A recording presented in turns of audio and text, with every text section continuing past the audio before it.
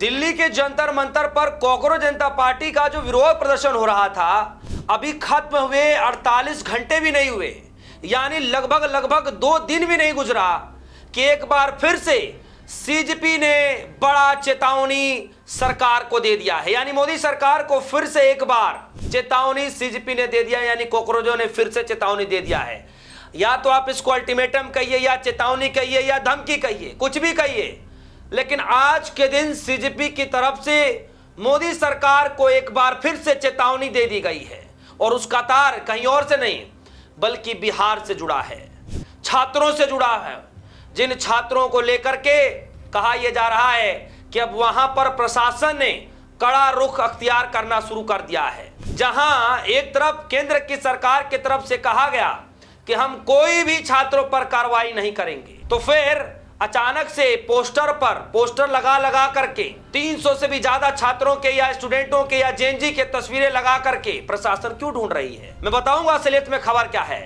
साथ ही साथ इस खबर में आपको बताने जा रहा हूं दोस्तों कि जैसे जिस तर्ज पर कॉकरोच जनता पार्टी स्टार्ट हुई थी, उसी के तर्ज पर E20 जनता पार्टी भी सोशल मीडिया में बहुत तेजी से पैर फैला रहा है। यानी कि जो E20 है वो इथेनॉल वाला मामला जो है, जो पेट्रोल में इथेनॉल को ब्लेंडिंग करके जो दिया जा रहा है, उस मामले को लेकर के एक नई मुहिम छेड़ी जा रही है। तो किसकी है यह पार्टी, किसने इसको स्टार्ट किया, सब कुछ मैं आपको इस खबर में बताऊंगा। दोस्तों, खबर की शुरुआत करूं उससे पहले मैं आपको बता दूं कि सिद्धांत मोहन जी हैं, जो कि वरिष्ठ पत्रकार हैं, हालांकि लगातार ये भी वायरल रहते हैं, अपने कामों की वजह से जाने जाते हैं, लल्लन टॉप के पत्रकार हैं, और ये जो है एक ट्वीट कर रहे हैं और कह रहे हैं कि 25 जुलाई को केंद्र सरकार ने भरोसा दिलाया कि किसी प्रदर्शनकारी के खिलाफ दिल्ली ही नहीं देश के किसी भी हिस्से में कार्रवाई नहीं की जाएगी। ये केंद्र सरकार से कहवाया गया, यानी कुल मिलाकर केंद्र सरकार ने कहा, यह सीजेपी की डिमांड थी, जो 3 डिमांड थी, याद है आप सभी को। पहला डिमांड धर्मेंद्र प्रधान इस्तीफे की मांग, दूसरा डिमांड उन परिवारों के 1 करोड़ रुपए, और तीसरा डिमांड जो भी प्रदर्शनकारी हैं उनके ऊपर कोई भी एफआईआर दर्ज नहीं कराई जाएगी, साथ ही साथ उन पुलिसकर्मियों के ऊपर सख्त से सख्त कार्रवाई की जाए। यही तो डिमांड थी। केंद्र सरकार से कहा गया सिर्फ दिल्ली ही नहीं, पूरे देश भर में जितने भी छात्र आंदोलनकारी हैं, जितने भी प्रदर्शनकारी छात्र हैं, उनके ऊपर किसी के ऊपर कार्रवाई नहीं की जानी चाहिए। लेकिन इसमें कहा जा रहा है कि अखबारों में 300 लोगों की तस्वीरें डालकर उन्हें असामाजिक तत्व करार दिया है और हॉटलाइन जारी कर आम जन से जानकारी मांगी गई है। कहा जा रहा है कि बिहार में ऐसी खबर है, बंगाल में ऐसी खबरें हैं, और इस तरीके से ही संसद में बार बार उधर स्थगित हो रहा है, सदन स्थगित हो रहा है।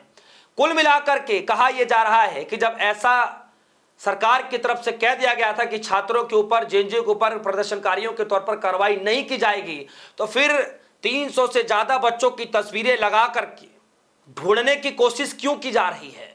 बाकायदा उस पेपर में लिखा हुआ है दोस्तों, उपद्रव में शामिल हुआ असामाजिक तत्व, और ये तस्वीरें आप सभी के सामने, और नीचे लिखा है जिला प्रशासन पटना द्वारा जनहित में जारी।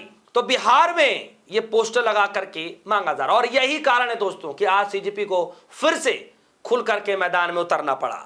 सीजेपी ने क्या कहा, लाइव हिंदुस्तान की खबर, वादे का मान रखे सरकार, सीजेपी ने दूसरे दिन ही दे दी वार्निंग, बिहार से जोड़े तार। लिखा है आंदोलन खत्म करने के 2 दिन बाद ही कॉकरोच जनता पार्टी ने प्रदर्शनकारियों के खिलाफ कानूनी कार्रवाई और गिरफ्तारी का दावा करते हुए सरकार को फिर धमकी दे डाली है।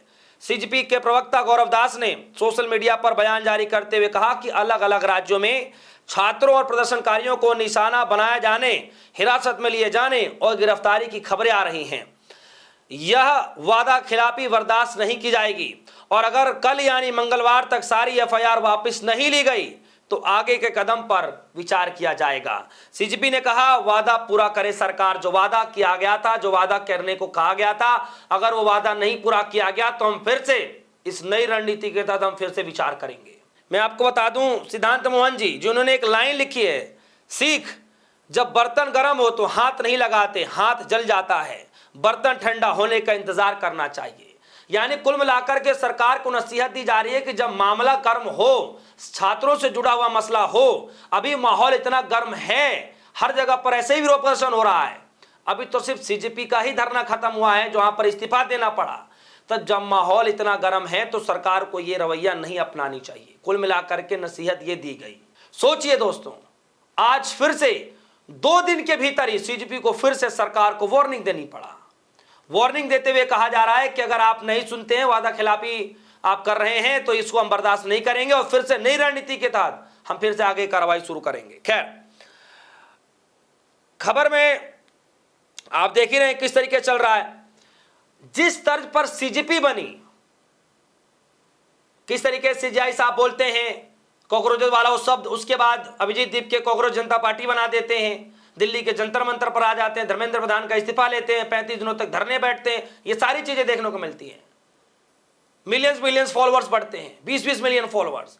सोचिए, आज उसी के तर्ज पर एक और नई पार्टी बन गई और यह पार्टी बनी E20 जनता पार्टी। यानी कि पेट्रोल में जो E20 मिलाया जा रहा है, ब्लेंडिंग किया जा रहा है, उसके तहत, उसके खिलाफ कि हमें शुद्ध पेट्रोल मिले, उसके लिए एक नई पार्टी का आगाज कर दिया गया है। अब खबर में आपको मैं बता दूं कि किस तरीके से लड़ाई लड़ी जा रही है। लिखा है, 1 महीने तक चले कॉकरोच जनता पार्टी सीजेपी के विरोध प्रदर्शन की सफलता के बाद एक और नई पार्टी, ऑनलाइन पार्टी बन गई है, E20 जनता पार्टी।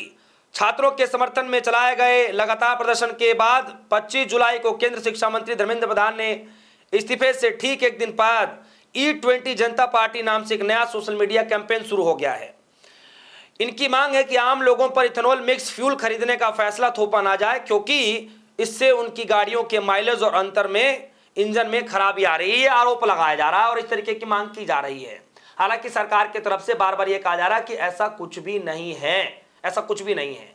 तो कुल मिलाकर के दोस्तों, एक तरफ सीजेपी ने सरकार के खिलाफ फिर से ऐलान कर दिया है, वार्निंग दे दी है, चेतावनी दे दी है, और दूसरे तरफ E20 जनता पार्टी फिर से मैदान में उतरने जा रही है।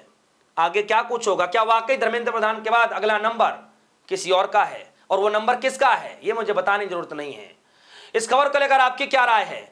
क्या वाकई सरकार वादा खिलाफी कर रही है? जिन छात्रों को लेकर के वादा किया गया था, क्या वापस उन्हीं के ऊपर वापिस से जो है कह सकते हैं कि धरपकड़ या फिर उनको पहचानने की कोशिश की जा रही है, कार्रवाई करने की तेजी चलाई जा रही है? क्या वाकई ऐसा कुछ हो रहा है?